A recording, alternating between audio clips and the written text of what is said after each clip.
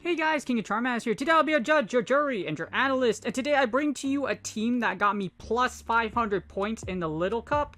And that's because I've been able to find a lot of win conditions with this, because even if you lose the lead, alignment is very important in Little Jungle Cup. Sometimes you can't take it out, but with this team, I've been able to find a lot of win conditions despite the fact either I lose the lead or if I'm just able to predict what's in the back. Hopefully this team does help you out, and I wanted to showcase this team. We still have a few days of Little Jungle Cup, so hopefully you find that success. Again, I gained plus 500 points. I went from ace to veteran in literally like, what, 4 days or something like that, and it worked very well for me, so hopefully it works for you. Anyways, without further ado, here's the team. I'm going to show you what to do when you lose the lead, etc., and against CHANSEY, because I love CHANSEY, but I hate it in the Little Jungle Cup. Anyways, let's get started. So for my first battle, you might recognize my name. His name's CCO. He's actually a former self-legend, and he's really freaking good at the game.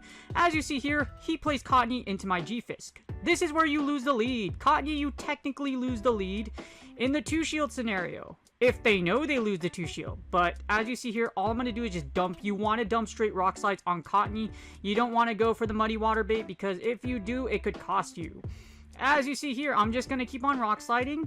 What's going to happen is one of two scenarios. One, they're going to try to switch out and catch you as your GFisk gets weaker, because I'm going to have to give up a shield here. You're going to have to shield the seed bomb or you will get KO'd.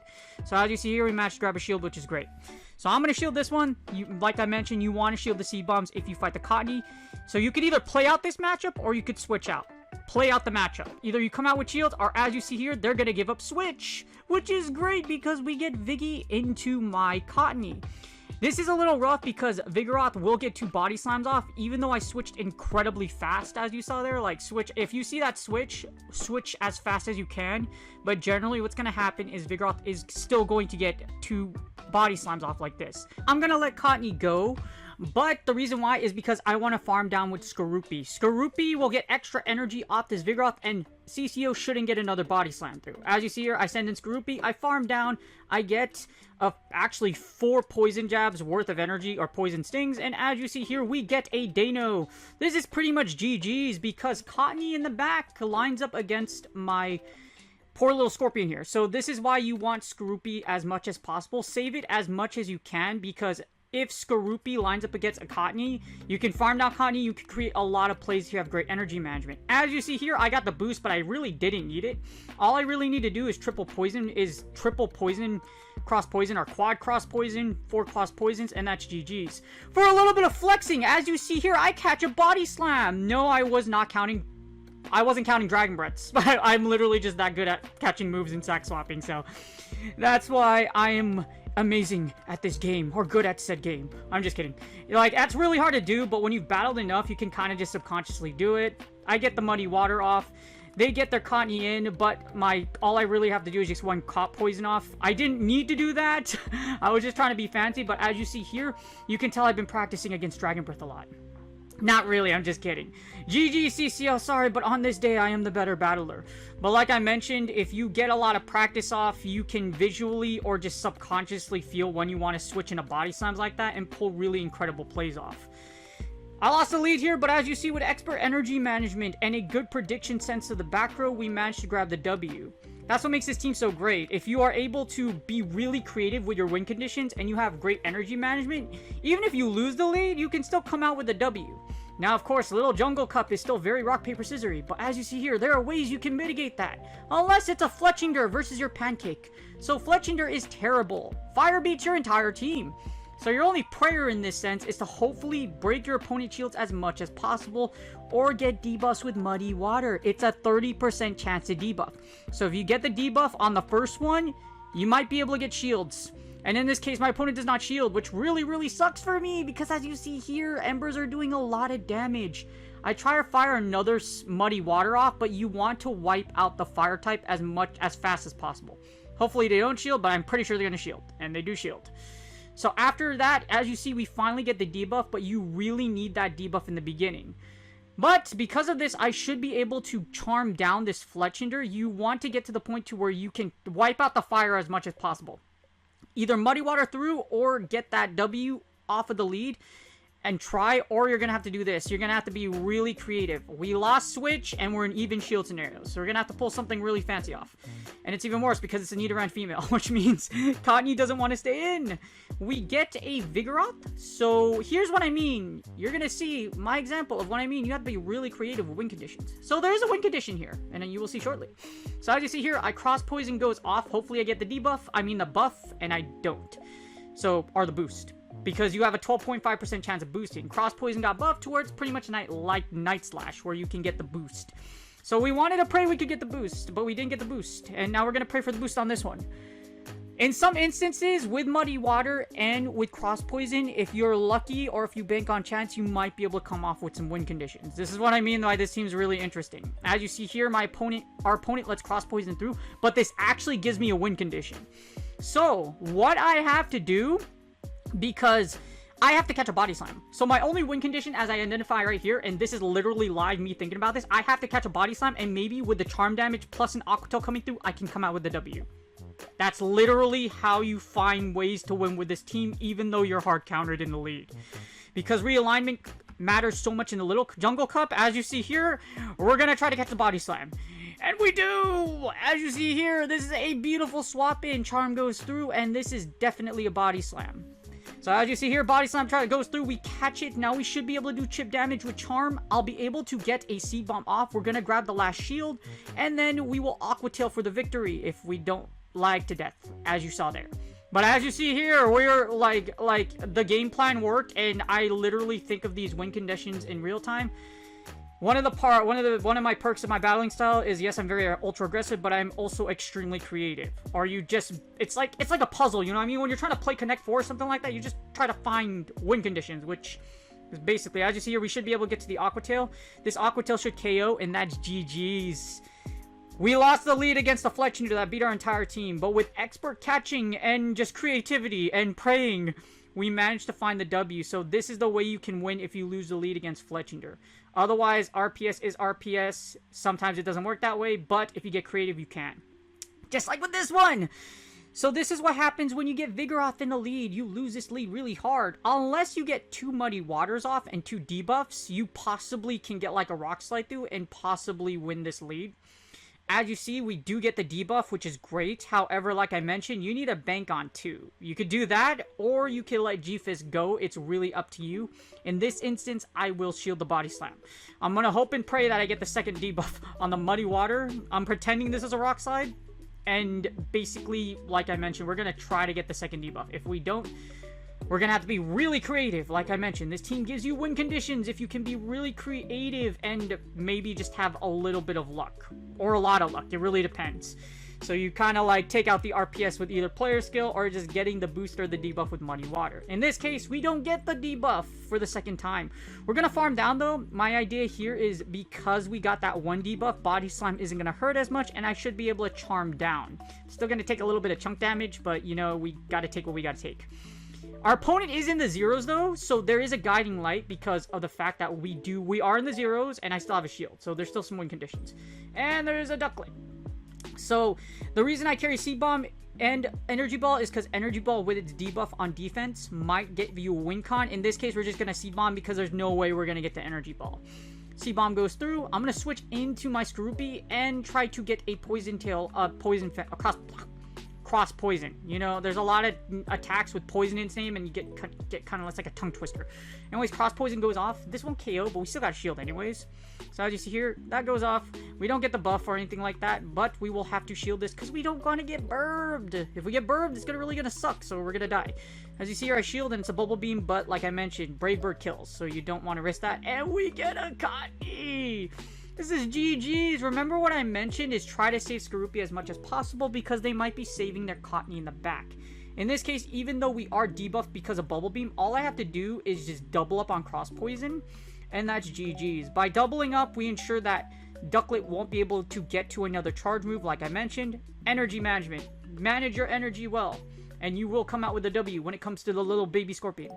So as you see, C-Bomb goes off, this won't KO, and then we should be able to get that double cross poison off. We don't even need the boost because Ducklet has so hurt that this second cross poison that I'm backing with should KO the Ducklet.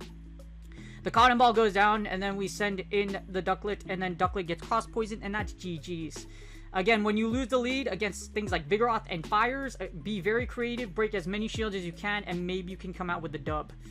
And that's GG's. There's a lot of ways you can find win cons even though you lose the lead with this team. Either by luck or by the basis of you find either a catch or a sack or just like great energy management. Or the boost or the debuff. As you see here, this is an example of winning the lead. I get a Drifloon, and this is why Muddy Water is such a disgusting move. I wouldn't recommend you do this all the time. This is just me being really ballsy right now because Muddy Water sometimes invokes shields. And you get the debuff, as you see there. Like I mentioned, that doesn't work all the time. If you feel like you have to go Rock Slide, straight Rock Slide, go for it. Because it's much worth for you to get that Rock Slide damage than to... If your opponent doesn't shield like that, it would really suck for you. As you see here, Rock Slide goes off. And if you find a Ducklet, it's the same thing. Straight Rock Slide, or you can try to do what I did there and bait a shield with Muddy Water. It's totally up to you. In this instance, as you see, I won't shield. I wouldn't shield it anyways if it wasn't debuffed because you can survive. But I will start shielding now because I want to win the lead. You win the lead, win alignment, and just play out the match. As you see here, I'm going to go Muddy Water. This is a mistake. If you get debuffed, go for the Rock Slide because what happens if they don't shield, it kind of sucks. As you see here. The shield doesn't go through. I'm going to have to expend my second shield because, as you see here, I get really greedy. So, this is a mistake I made on my part. If you get the first bait, just go straight Rock Slide against Fliers, like Drifloon and against Ducklets. Because even though you survive all the bubble beams from Ducklet, you could survive like 3 or 4 with Ducklet, but you don't want to get into an instance like this where you have to give up Switch. I try to save all the energy, and I'm saving my Pancake for a sack swap. Basically, I'm either going to have to sack or hopefully with the energy I banked, I can come out with a win condition. And there's a Cottonee! I'm so happy about this because my opponent doesn't know that I have Skorupi in the back. As you see here, we will fire the Seed Bomb. I want to get as much tip damage as possible because what I want to do is I want to farm as much as I can. And I should be able to farm with Skorupi. I want to get as much farm as I can, so you want to farm down. I wait for the switch clock a little bit because I'm either going to have to sack or I have to find something fancy to go through. So as you see, all I'm going to do is just farm down. In a lot of scenarios like this, you want to get Skorupi on that Cottonee so you can farm. Manipulate, farm away. Farm. As you see here, we are farming like a pharmacy on CVS, and our opponent actually gives up. I don't know why they quit on this instance, because you still had a win con, but triple Aquatail sucks, and if I cross poison whatever, I might come out with a W. Or you can still... We still had a win condition there. Next up is a display on the mirror match. If you get the mirror match, straight Muddy Water. Don't go for the Earthquake, just straight Muddy Water. Because if you get the debuff and they don't get the debuff, it's great for you, sucks for them. Or if it's the other way around, when you get the mirror match, sucks for you, great for them. As you see, we don't get the debuff, which really sucks for us. And now they are going to... This is definitely a Muddy Water. I'm like off the bat. I'm like, this is Muddy Water. Yep, this is Muddy Water. And then I'm going to get debuffed, watch. And I don't get debuffed, which is great. So this is basically the game of who debuffs who. And as you see here, we lose CMPs. So with that being said, we fire. I will shield at this point. You want to try to win the mirror, as you see here. And we get debuffed. Yay, winning the mirror. Now what happens here is that they don't have to shield this Muddy Water. And then I'm going to farm down or try to Muddy Water. So as you see here, Muddy Water goes up, and we still don't get the debuff. So this means we lose the mirror. So you can straight Muddy Water like this. You could give up a shield. You could double shield, win, switch, and just play out the match. Or you could just, you could let it go. It's up to you and how you feel during the time. Muddy Water goes off in this scenario. I try to undercharge. Remember what I talked about creative win conditions? So I'm going to undercharge here. Try to get a little bit of energy. And we do. Should be able to get 2 mudshots worth. And then they switch into Ducklet. So they give up switch. So I fire a Rock Slide. I want to get chip damage. My idea here is I want to get chip damage. And then I'm going to send in Cottonee to farm. To basically try to do as much charm damage as possible. They let the Rock Slide through, which is great. This is what you want to do in that instance if that happens. As you see, if your opponent switches into Ducklet, try to get a Rock Slide through and try to get chip damage. Even if you're debuffed, it'll put you in a scenario where you can try to farm down in this. Because what's going to happen here is I will send in Skorupi, farm down, and then what happens is I'm going to have a Pancake and a Skorupi with energy. So, yes, we're down 2 shields, but we could possibly come out with a win condition if they have a Cottonee in the back. If they have a Cottonee in the back, my opponent is probably going to quit. So, that's what happens. Yep. As you see here, my opponent surrenders because they have a Cottonee in the back. Remember how I talked about saving Skorupi? Well, guess what? Because we had Skorupi on Cottonee, our Skorupi, we win. Yes, Skorupi wins down 2 shields. That's why I wanted to put it out that way. So, just keep that in mind. For the next battle, do I win the lead? I'm not sure. I'm not sure if I win or lose the lead. As you see, we get our next opponent. And as you see, we get Stunfisk versus Stunfisk. Oh yeah, this is just another mirror match. So this is another mirror match. I wanted to give you 2 just to give you kind of like 2 looks on what happens when you get the pancake mirror. Obviously, like I mentioned, if you win the lead against Flyer, try to play it out and try to win. Rock slide, don't try to bait with muddy water. You can do what I tried, but it's really risky. And as you see here, we still don't get the debuff. So this mirror match really, really, really sucks for us. It's kind of vibe for our opponent. They're going to do great, though, because the muddy water is going to go off, and then they're probably get... Okay, so they don't get the debuff either. Thank you, God. However, as you see here, we have better IVs than our opponent's pancake. So here's a little secret in the pancake mirror. Sometimes IVs matter. And as you see here, our IVs do matter, because as you see, we're going to be able to survive the farm down phase when you get this, like, muddy water mirror match to hell.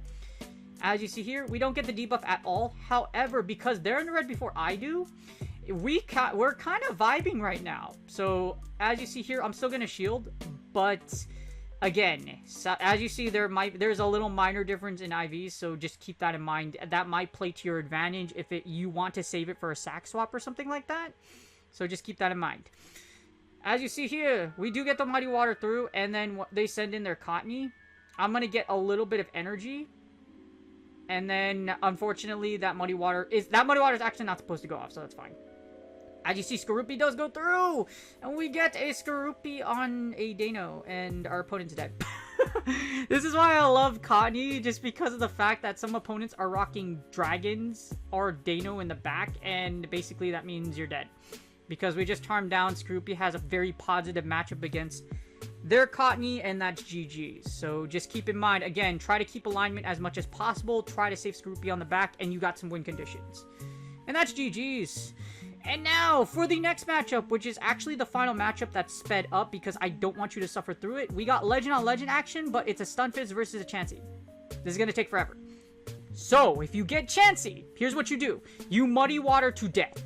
I know it's redundant, and I'm not like, really, King of Charmanders, we're really banking on luck. If it's Little Cup, I don't care. I will bank on luck. That's why I don't use Night Slash. I don't use Obstagoon. 90%, like, I never use Obstagoon to make rank 10. I've never used Obstagoon or any, like, banked on luck to really make it that way. But you know what? It's Little Cup. It's freaking Little Jungle Cup. And as you see here, we're not getting the debuffs at all. So in order to win the matchup against CHANSEY, you need to get the debuff at least twice. If you get the debuff twice, you can eat Psychics like no tomorrow.